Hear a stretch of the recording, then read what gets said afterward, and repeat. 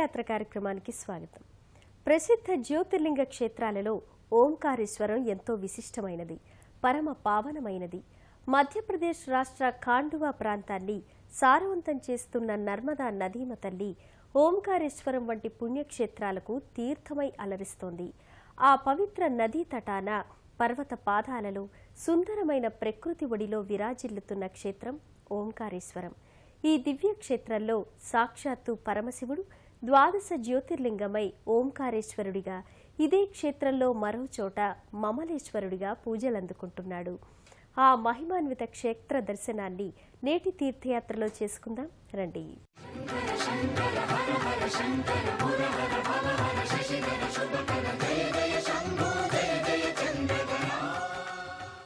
శివనామ స్మరణతో నిత్యం పునీతమవుతోన్న దివ్యక్షేత్రం ఓంకారేశ్వరం.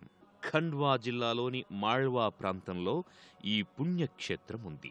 నర్మదా నదీమ తల్లి ఒడ్డున ఉన్న ఈ దివ్యక్షేత్రం ద్వాదశ జ్యోతిర్లింగాలలో ఒకటిగా విరాజిల్లుతోంది.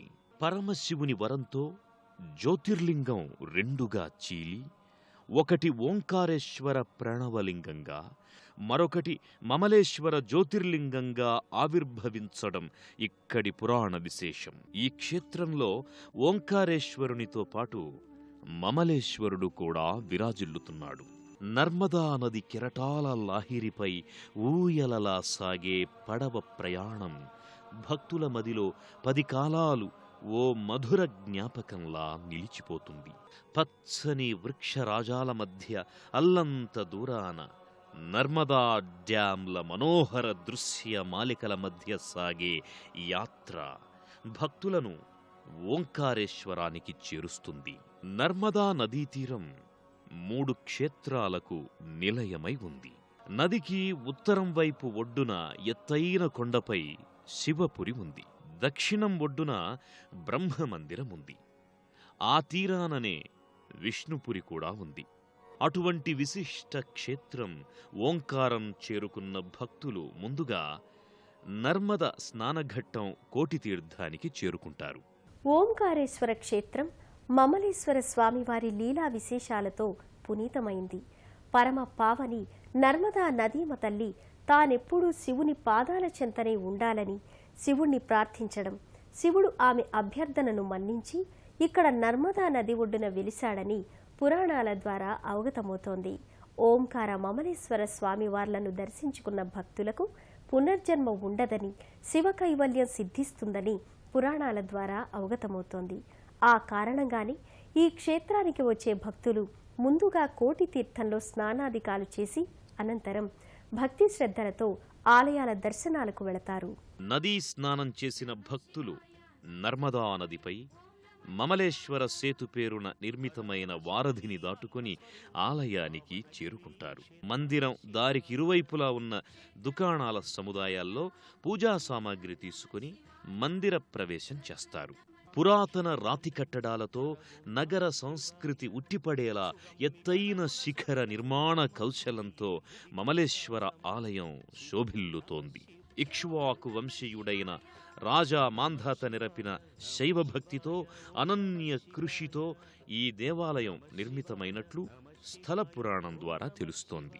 రాజా మాంధాత శివానుగ్రహం వల్ల ఈ ఓంకారేశ్వరం జ్యోతిర్లింగ క్షేత్రంగా వెలుగొందుతోంది. చెంబుడు నీళ్లను పోస్తే చాలు చిదానంద భరితుడవుతాడు. గుప్పెడు బూడిద అలదితే చాలు అభయాలనిస్తాడు. అటువంటి భోళాశంకరుడికి ప్రీతిపాత్రమైన నర్మదా నదిలో స్నానం, పూజలు చేసిన వారికి పరమశివుని సాక్షాత్కారం కలుగుతుందని చెబుతారు. నర్మదా నదీమ తల్లికి శివుని సాక్షాత్కారం కలిగిన రోజు సోమవారం కాబట్టి ఆ రోజున నర్మదా నదిలో స్నానాలు, దీపాలను వదలటం లాంటి పూజలు చేసిన వారికి మమలేశ్వర స్వామి కరుణా కటాక్షాలు లభిస్తాయని భక్తులు చెబుతారు. శిఖర గోపురాన రెపరెపలాడే కాషాయ శ్వేతవర్ణ ధ్వజాలు భక్తులను శివభక్తిలో జాగృతమవ్వమని ఉద్బోధిస్తున్నట్లు ఎగురుతుంటాయి. ప్రధాన ఆలయ గోపురానికి సైదోడుగా ఉపాలయాల గోపురాలు యాత్రికులకు నయనానందకరమవుతాయి. పురాతన రాతి స్తంభాలపై చిక్కిన లతగుల్మాలు, అసురాకృతులు, నాటి శిల్పకళా సౌందర్యాన్ని చాటుతాయి. ఆలయ ప్రవేశ ద్వారానికి ముందుగా ఉన్న మంటపంలో కూర్చున్న భంగిమలోని రాతి బసవన్నను దర్శించుకుంటారు. శివుని వాహనమైన నందీశ్వరుని ఆనతి తీసుకొని శివదర్శనానికై ఆలయ ప్రవేశం చేస్తారు. ఓంకారేశ్వరంలో కొలువైన మమలేశ్వర స్వామి ఆలయ గర్భాలయం పరమ శోభాయమానమై వెలుగొందుతోంది. ఓంకారేశ్వర, అమలేశ్వర, మమలేశ్వర ఇలా ఏమని పిలిచినా, ఏ పేరున ఆర్తిగా స్మరించినా అక్కడి ఆలయాల గర్భాలయంలో దివ్యమంగళ శిలా లింగరూపుడై దర్శనమిస్తాడు. ఓం నమో పార్వతీ పతయే నమః. శంభో శంకర, హర హర మహాదేవ్ కి జై అంటూ భక్తులు చేసే నినాదాలు ఆ ఆలయానికి ఆసేతు హిమాచలం నుండి రకరకాల రాష్ట్రాల వారు, వివిధ సంస్కృతి సంప్రదాయాల వారు వస్తారని తెలియజేస్తుంది. అదిగో అదే మమలేశ్వరుని శిలాకృతి లింగం. అదే అదే పరమశివుని లీలా విశేషంతో రెండుగా చీలిన జ్యోతిర్లింగ సగభాగపు పూర్ణాకృతి లింగం. బిల్వపత్రమంటే భవునికి భలే ఇష్టం. అందుకే బిల్వపత్రం సమర్పయామి. అభిషేకమంటే అత్యంత ప్రీతికరం. అందుకే నర్మదా నదీజల నారీకేళీజల పాలధారల అభిషేకం కరిష్యామి అంటూ భక్తులు స్వయంగా తమ చేతులతో మమలేశ్వరునికి అభిషేకాది పూజలు నిర్వహించుకుంటారు. ఆ పరమశివుని జ్యోతిర్లింగం దాపుననే తామ్రలోహ నాగేశ్వరుడు కనిపిస్తాడు. తనను ఆభరణంగా ధరించిన స్వామికి జరిగే పూజాభిషేక సత్కారాలు తనకే జరిగినంత సంబరపడుతున్నట్లు పడగెత్తి చూస్తోన్న భంగిమలో భక్తులను అలరిస్తున్నాడు. మమలేశ్వరాలయం ఆవరణలో జరిగే పార్థేశ్వర పూజ ఓ విశేషార్చనగా సాగుతుంది. పార్థేశ్వరావతారంలో ఉన్న ఆ భక్తవ శంకరుడు తమ కోర్కెలను ఈడేర్చుతాడని, శివానుగ్రహం తమకు తప్పక దక్కుతుందని భక్తులు సంతృప్తులవుతారు. పురోహితులచే ఆశీర్వచనాలందుకొని యాత్రాఫలం పొందామని భక్తులు సంతృప్తి పడతారు. శివుడు ఇక్కడ జ్యోతిర్లింగ రూపంలో వెలువటం వెనుక మరో పురాణ గాథ ఒకటి ప్రచారంలో ఉంది. నారదుడు మేరు పర్వతంతో పోలుస్తూ వింధ్యాచలాన్ని తక్కువ చేసి మాట్లాడాడట.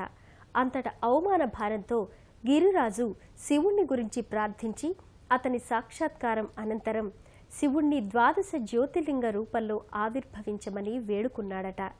దానికి శివుడు సరేనని 12 జ్యోతిర్లింగ రూపంలో ఇక్కడ వెలిశాడని పురాణాల ద్వారా అవగతమవుతోంది.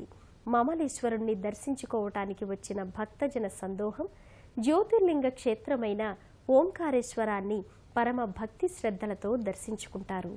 మమలేశ్వరుణ్ణి దర్శించుకున్న భక్తులు అందరూ తప్పనిసరిగా ఓంకారేశ్వర స్వామిని చూచి తరించేందుకు బయలుదేరుతారు. ఓం నమో ఓంకారేశ్వరాయ నమః అంటూ గర్భగుడిలోకి అడుగిడతారు. గర్భగుడి బయట నందీశ్వరుని 2 మూర్తులు కనబడతాయి. దాదాపు శిథిలమైన రూపంలో ఉన్న ప్రాచీన నందీశ్వరుని విగ్రహానికి నమస్కరిస్తారు. దీనికి సమీపంలోనే పాలరాతి నందీశ్వరుడు కొలువై ఉన్నాడు. దీనిని అహల్యాబాయి తయారు చేయించారని చరిత్ర చెబుతోంది. గర్భాలయంలో దర్శనమిచ్చే రాతిలింగ స్వరూపుడు ఓంకారేశ్వరుణ్ణి అతి సమీపంలో నుంచి దర్శించుకుంటారు భక్తులు. 2 చేతులెత్తి హరహర శంభో శంకరా అంటూ తాము తెచ్చుకున్న బిల్వపత్రాలని తామే సమర్పించుకుంటారు. అలాగే తాము తీసుకువచ్చిన నర్మదా జలంతో శివలింగాన్ని అభిషేకిస్తారు. ఓంకారేశ్వర స్వామి చెంతనే పంచలోహ సర్పదేవత దర్శనమిస్తుంది.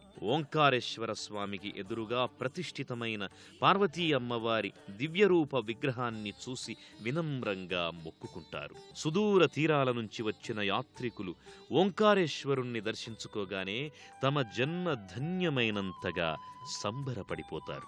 ఓంకార మమలేశ్వర స్వామిని దర్శించుకున్న భక్తులు అనంతరం ఆ క్షేత్రంలోని ఇతర దేవీ దేవతల ఆలయాలను కూడా సందర్శిస్తారు. ఆయా ఆలయాలను దర్శించుకున్న భక్తులు అనంతరం ఇక్కడున్న మహాకాళేశ్వర స్వామివారిని కూడా దర్శించుకుంటారు.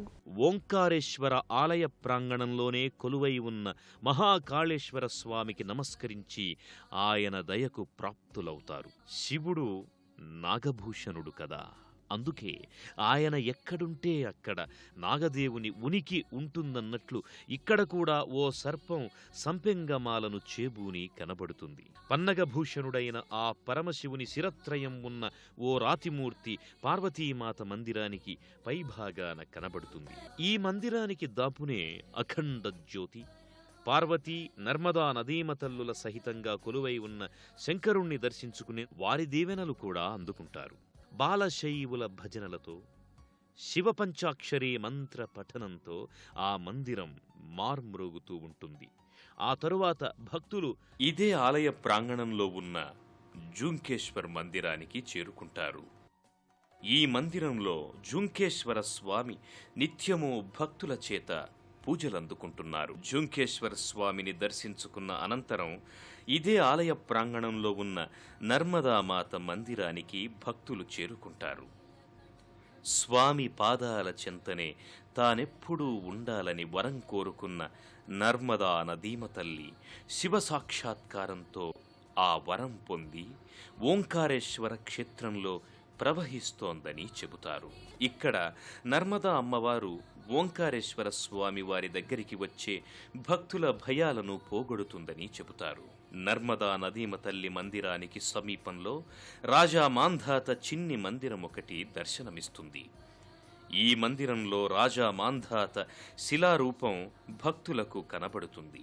రాజా మాంధాత ఈ ప్రాంతంలోనే తపస్సు చేసి శివ సాక్షాత్కారం పొందిన కారణంగా ఆయనకు గుర్తుగా ఈ మందిరంలో మాంధాత శిలారూపాన్ని ఉంచి భక్తులు పూజిస్తున్నారు. మహాకాళేశ్వర స్వామిని కేదార్నాథ్ పోలికల్లో కనబడే కేదారేశ్వర స్వామిని దర్శించుకుంటే కేదార్నాథ్ వెళ్లినంత ఫలం దక్కుతుందని భక్తులు విశ్వసిస్తారు. ఇలా మమలేశ్వర స్వామి, ఓంకారేశ్వర స్వామిల ఆలయాల్లో ఉన్న జ్యోతిర్లింగోద్భవ శివలింగాన్ని దర్శించుకోవడానికి చేసిన ఓంకారేశ్వర తీర్థయాత్రతో మానస సరోవరం యాత్ర చేసినంత పుణ్యం దక్కుతుందని అందరూ నమ్ముతారు. భక్తుల కోర్కెలు తీర్చే అభయంకరుడు పార్వతీ పరమేశ్వరుడు ఈ ఓంకారంలో వెలిసిన అమలేశ్వర స్వామి అశేష ప్రజల విశేష పూజలందుకుంటున్న ఓంకార మమలేశ్వరుని కరుణా కటాక్ష వీక్షణాలు మనందరి మీద ఉండాలని కోరుకుంటూ మరో క్షేత్ర సందర్శనంతో మళ్ళీ కలుసుకుందాం.